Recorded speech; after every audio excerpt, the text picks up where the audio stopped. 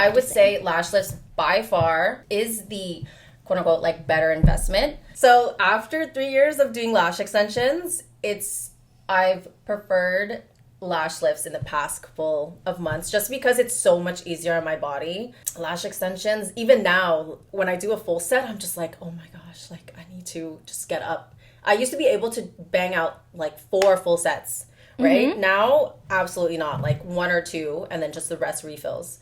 I went through that stage of the caterpillar look. I went through that stage for a while and I'm still kind of on it.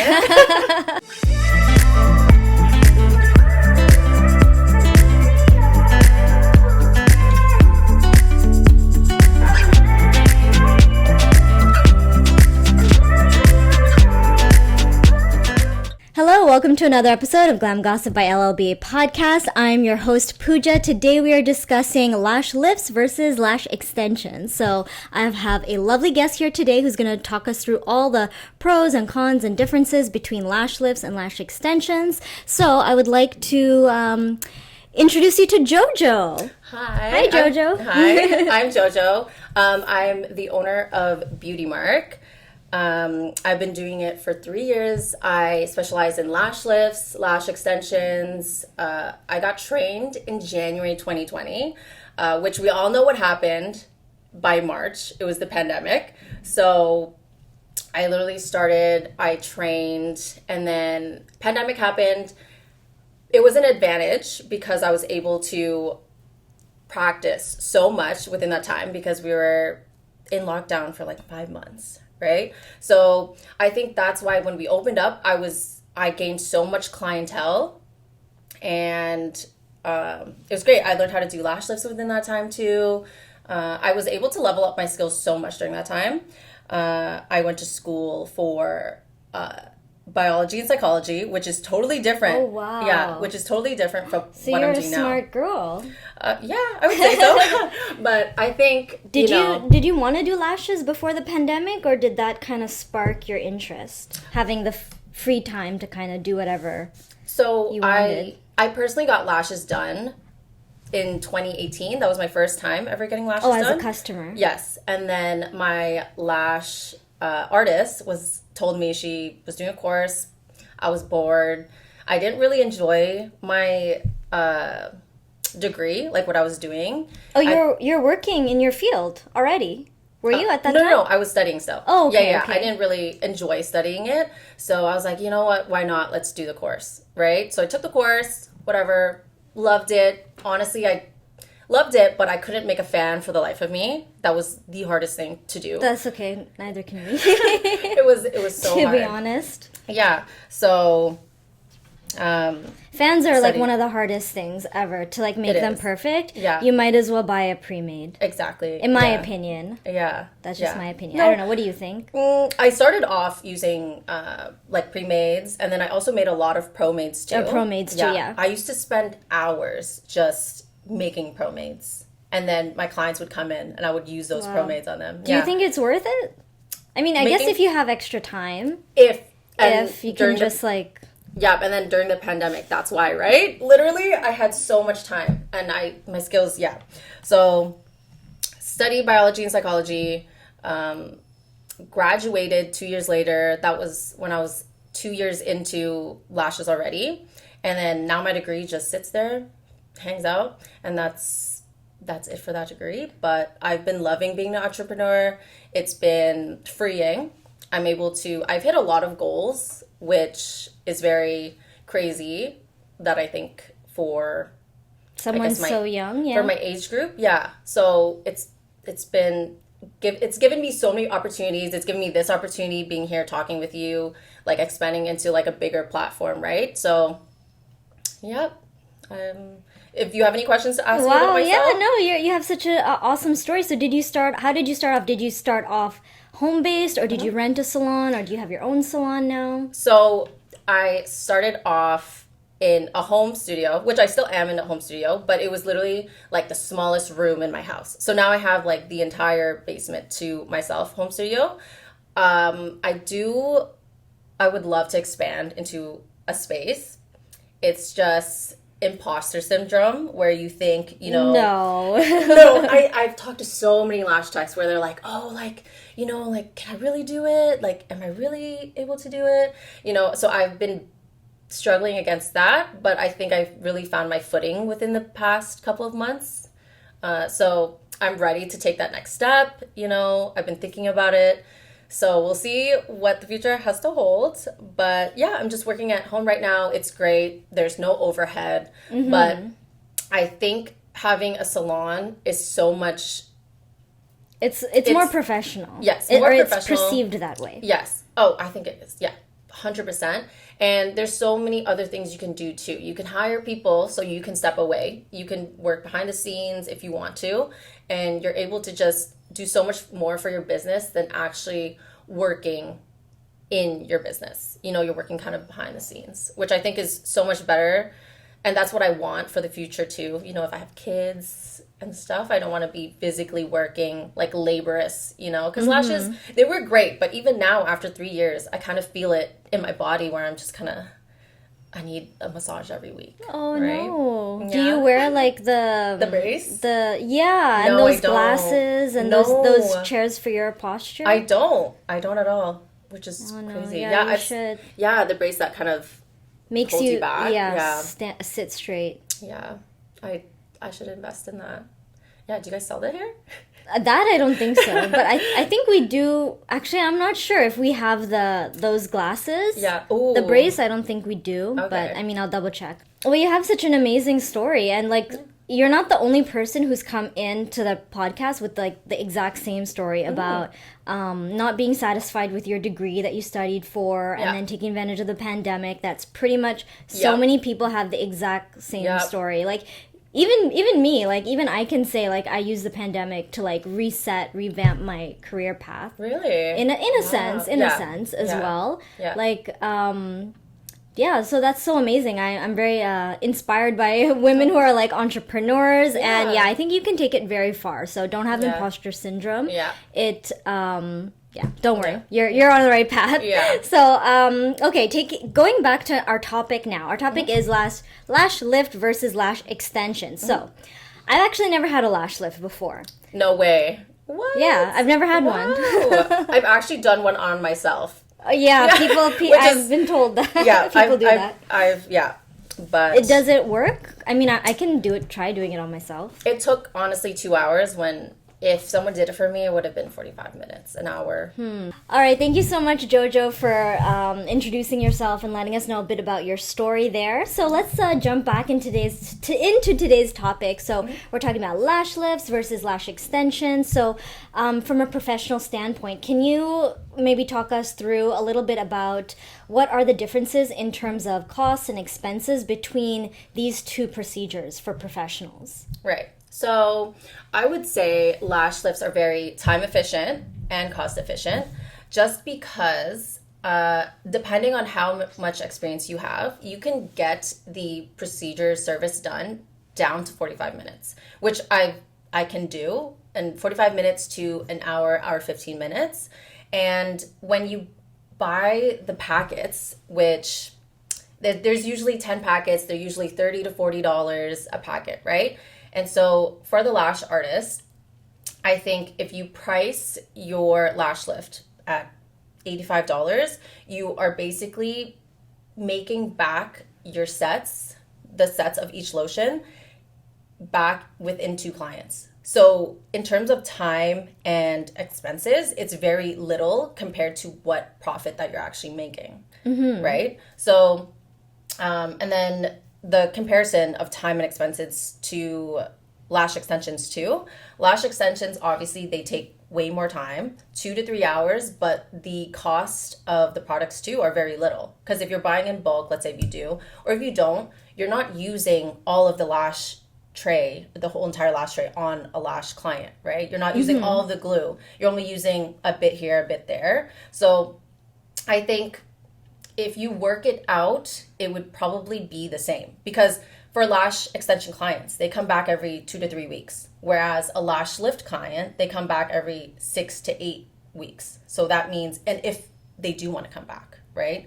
So that's 2 months versus every consistent 2 to 3 weeks. So I think the difference is it's big because it's a different service. But in terms of profit, you're probably going to be making the same. Because I find that lash lift clients, they don't really come back As often? yeah, as often, because I've had clients even tell me that their lash lifts stay up till 3 months, right? Really? Yeah, like Wow. it's not gonna be perfect, but it's still curled enough for them to be like, okay, like it still looks good, and then they come back probably 3-4 months They later. probably had a natural lift to begin with, right? Yeah. Those people. Yeah. So then, so it's just, I think it's about the same if you're thinking about time and expenses. Obviously, the time, 45 minutes to an hour, that's so little compared to 2 to 3. Right. Right. But you don't, it's not like you're going to get like a ton of lash lift clients back to back to back. Exactly that. Yeah. So What would you say is your ratio between lash lift to extension clients? Because I would assume extensions are more popular because I see 100%. people with extensions. Right. You don't really see people with lifts. yeah, and my ratio, I think like 90% of my clients are lash extensions. Yeah. Because even with the lash lift clients, they're usually the client that comes in and it's the first time having a procedure on their lashes. So they're very not minimalistic, but they don't really care about having lash extensions. So they do the lash lift and they're like, okay, I'm good. And then like the next event that they have, they'll be like, okay, I'll do a lash lift or lash extensions. It's not their first main concern. Whereas like me, I need my lashes done. Right. Extensions are like more of an addiction. Exactly. Yeah. Right. So, yeah. Okay, that's Yeah. interesting. Yeah. Do you have any questions like on that? The time and I expenses? mean, time, expenses. So you would say it like we had someone else I think I mentioned we had another guest who Yeah. also does lash lifts and lash extensions, and she actually said the same thing that you said, that it kind of evens out to be Right. about the same. Right. So I think for any of our viewers who are watching and they're debating, oh, should I start off with lash extensions? Should I do lifts? I guess the answer is in terms of time and expense, they're going to be about equal, but there is Right. going to be more, as you said, Client. demand for extensions. Exactly. Oh, okay. One question I did have actually is the amount of time, the initial Okay. investment. How would you compare the two, lash lifts versus extensions? Initial investment meaning like tools, your space, your education, all of that. Right. I would say And practice. Sorry. Yes, right. I would practicing. say lash lifts by far is the quote unquote like better investment.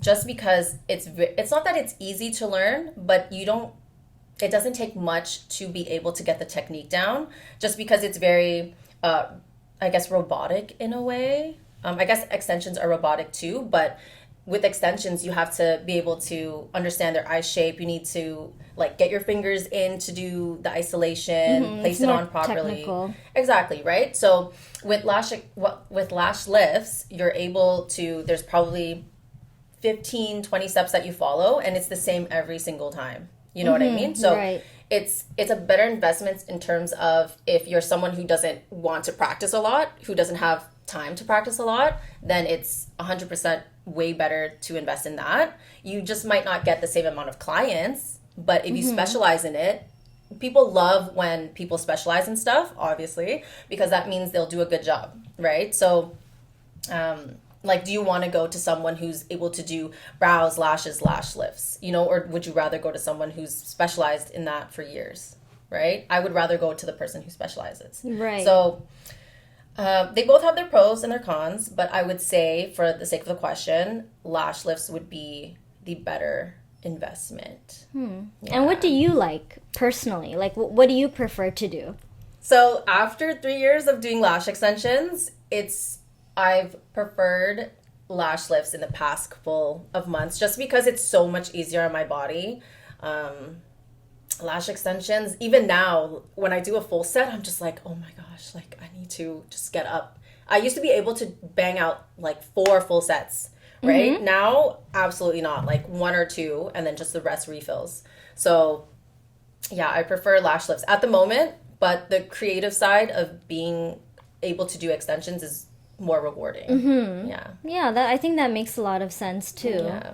Okay, I'm not sure if you want to answer this, but is there a difference between the clientele, like the different types of clientele, between lash lifts and lash extensions? Obviously, one is preferring a natural look, so it's that kind of mindset, and one is probably wanting something else, so it's like another mindset. But do you feel like it's easier to work with lash lift clients because they're not they can't really complain? Like the only thing they can complain about is, oh, my lashes didn't lift, but you can always say, oh, well, it depends on your natural lashes. Right. Whereas with extensions, it's if someone complains, then you have to like try to address the issue. Really, you can't like blame their natural lashes on it. Yeah, that's a good question. I've never really thought about which client I would prefer, but I think at the beginning of my career, I had a lot of people who were very picky, so I didn't like that. But at this stage, I think everyone who's come to me has been relatively great.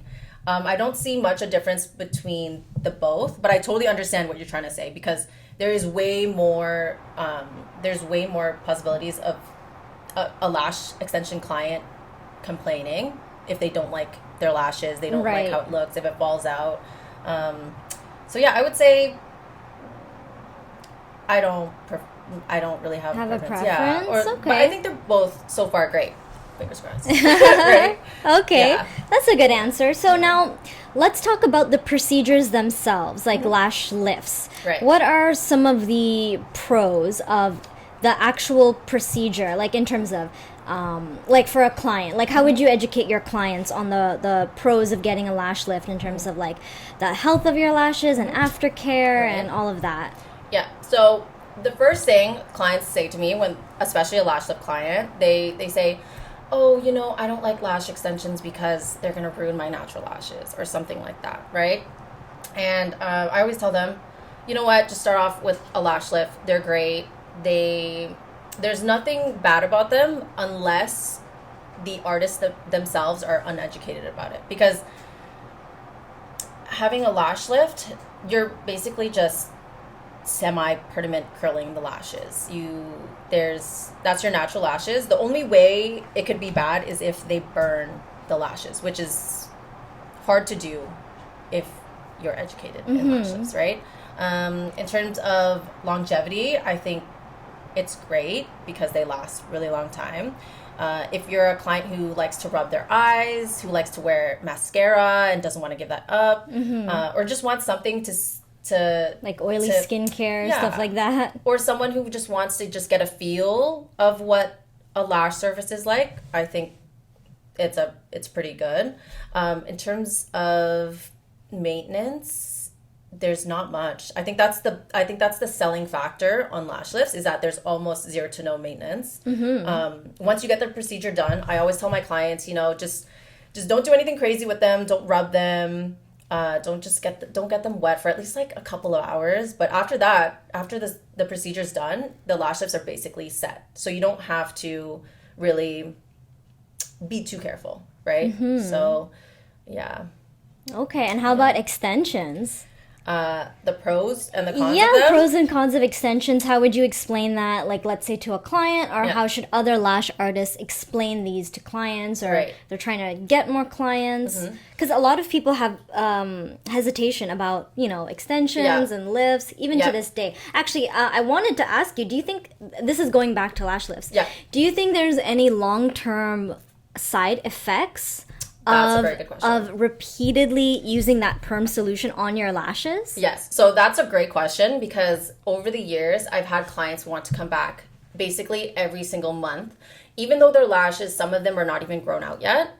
There's still some curly ones. There's still grown out ones. And I've had clients try to come back every single month. And this was when I was first starting to do lash lifts. There wasn't really, when I learned how to do it, the manual didn't really tell me when the client should come back, how often they should come back. It was just when their lashes are fallen, I guess, come back, right? So long-term effects, I noticed that the client that came back basically every month, this was when I was like a newbie and I just took that one course. her lashes after 2 months, like repeatedly 4 weeks, right? Because they last 6 to 8 weeks. She would come back every 4 weeks, do it. And after the first 2 months of doing it, her lashes looked insane. Yeah. They looked mangled. They looked frizzy. And a part of me that was my fault, right? But that was me learning, because that was probably me into like I know, like 4 months of doing like lash lifts, right? No. So you were basically repeatedly perming lashes that were already permed. So it was weird, because some of her lashes were straight, some of her lashes were curled, but me not knowing any better as a little newbie lash tech, yeah, I did it. But then after that second time, I was like, absolutely not. That was when I came up with the rule. I'm just like, listen, you are only allowed to come back every 2 to 3 months. And even then, you still have to put oils and like keratin treatment maybe on them to hydrate them again. Because when you are doing a lash lift, you're basically breaking down the bonds of the lashes to make it curl onto that rod, right? So, and then once you set it, it stays like that. And then it grows out, falls out, and then you can do it again. But if you're perming them often, it does dry out the lash follicle. So I would say that it does do a little bit of damage if you're not careful.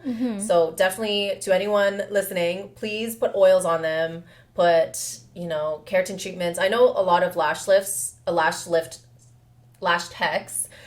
also service like keratin treatments. Like I do keratin treatments, I do vitamin E, anything with vitamin E basically. Yeah. So don't get them done back to back. But your brows will be okay too. Okay. Yeah. Just don't do them like again in like in next month. Yeah. So just let them grow out, give it a couple weeks, and then come back. Okay. Yeah.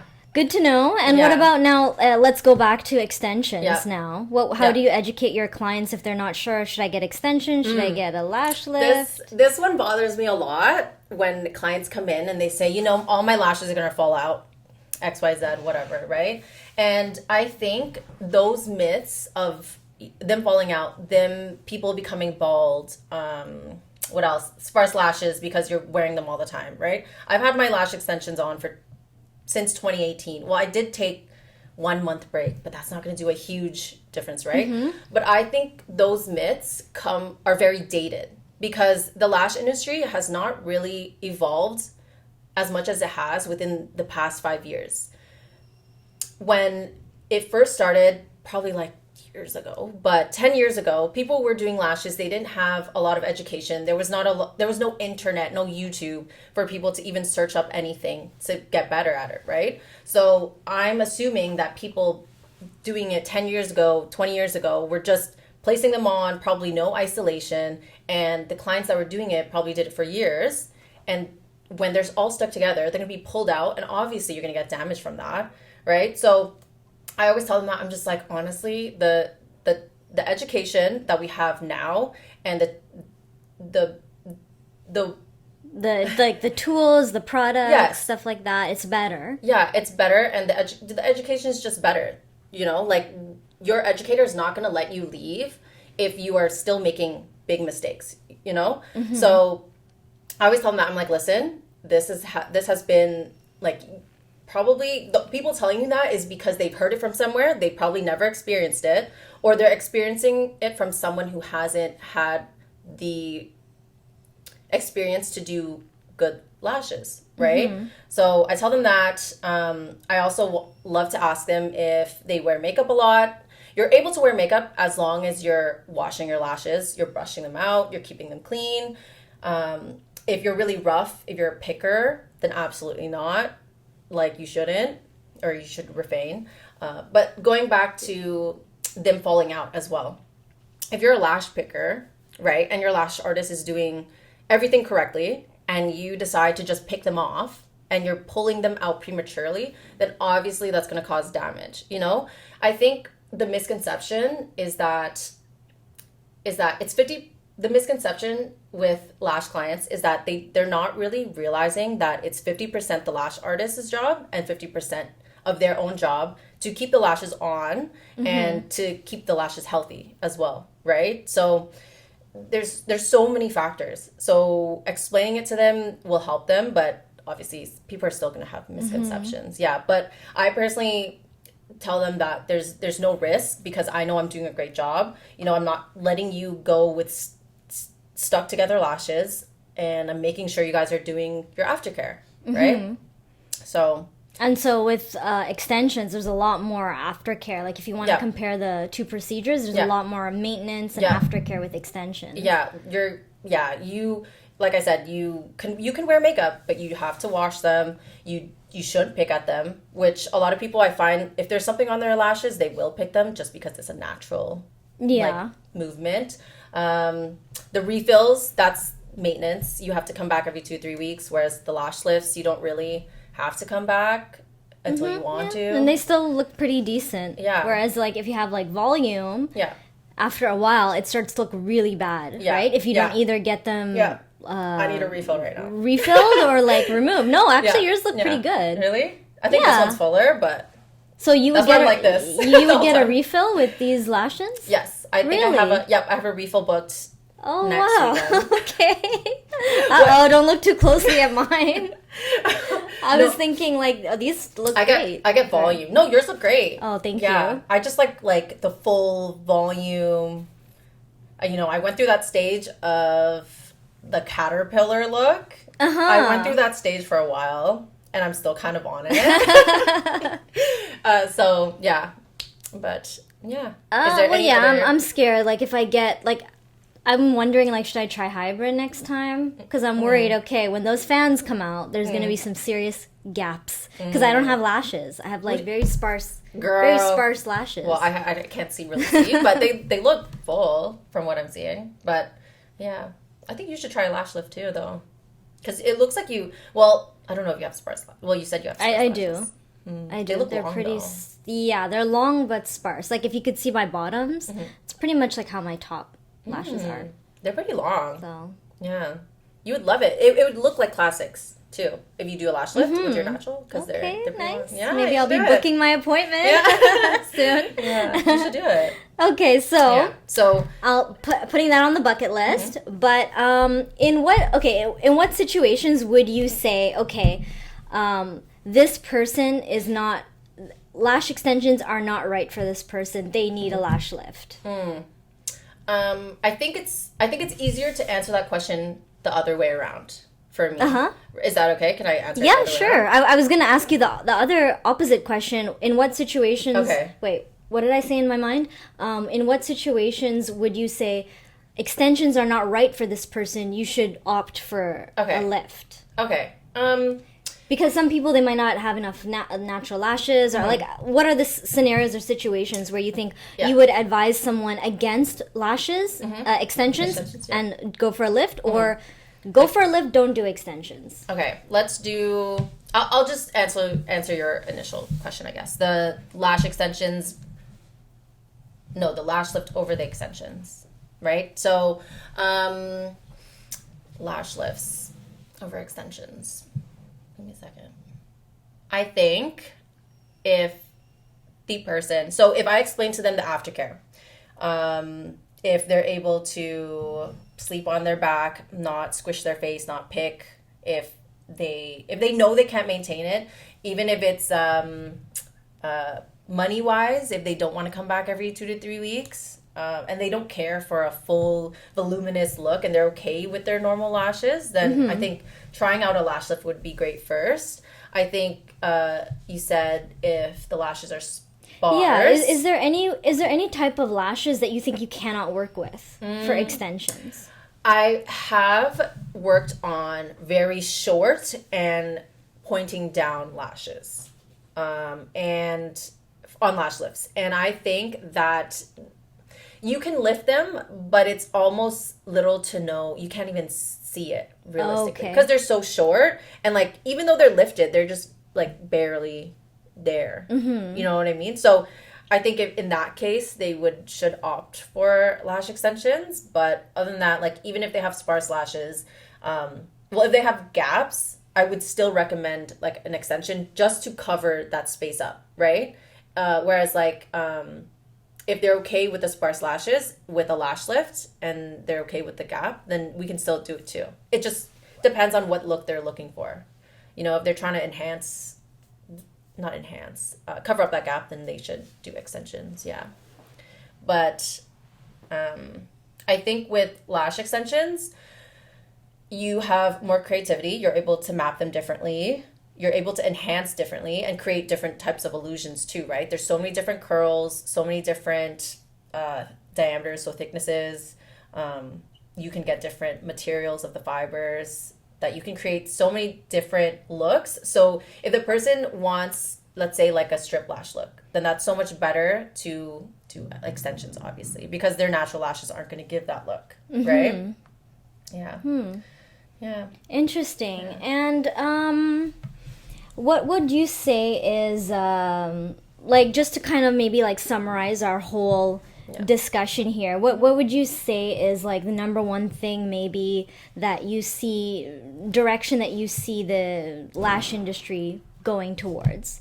Do you think like lash lifts are gonna take over, or is it gonna be like dying down a bit, and are people more willing to invest the time and money and aftercare and all of that to go with the creativity and, you know, the drama of extensions? I think this summer has been huge for lash lifts, just because the trend of the clean girl aesthetic, right? Clean girl.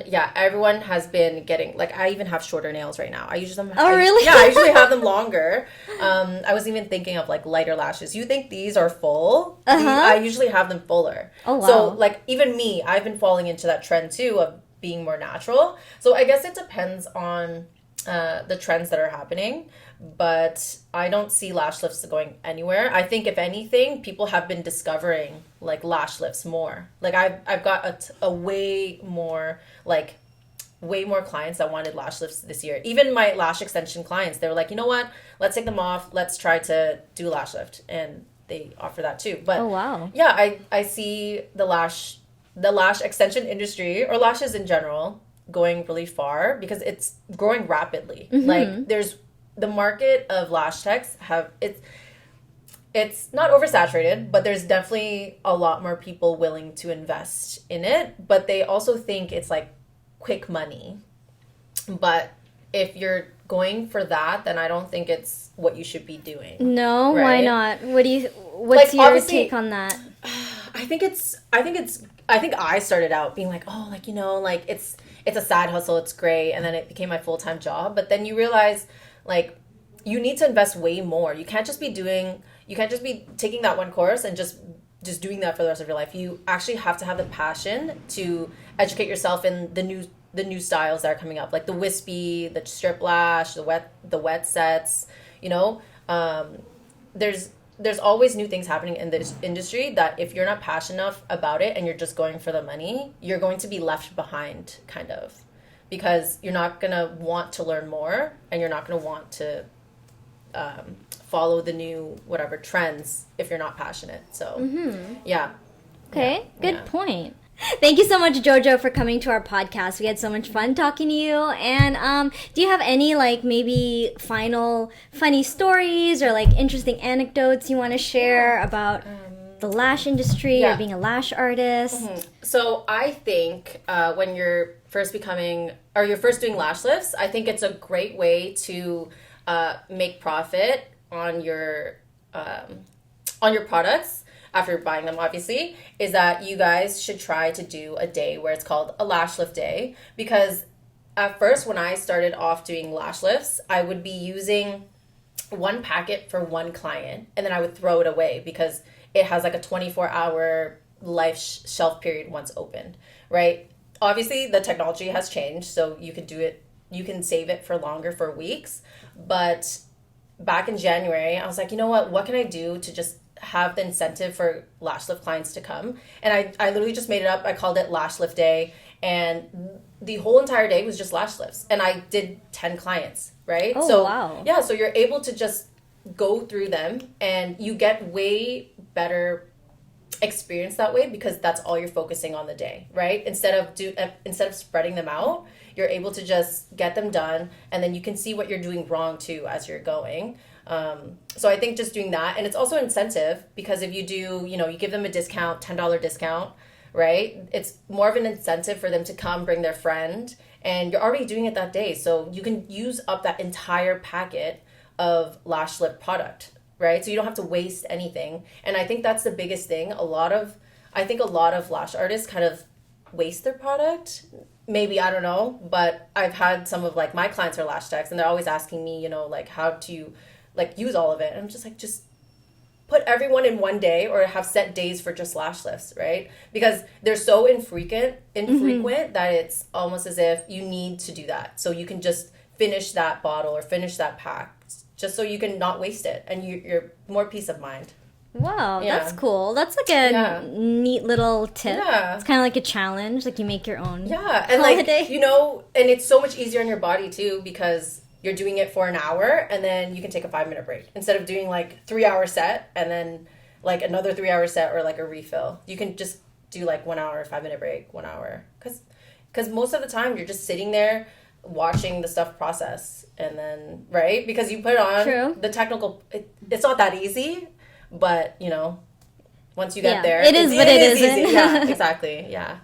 But yeah. So, okay, cool. Thank you so much. That was such a nice little tip there. And thank you so much, Jojo, for coming on to our podcast. Thanks it was for so having much me. fun. You're so lovely and chill, so it's so nice. Too. And we definitely love to have you back to talk about extensions or anything related to the lash industry or beauty industry. Yeah. So if any of our viewers want to follow you or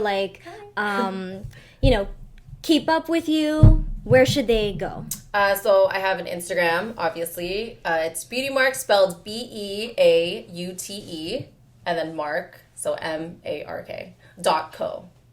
Yeah.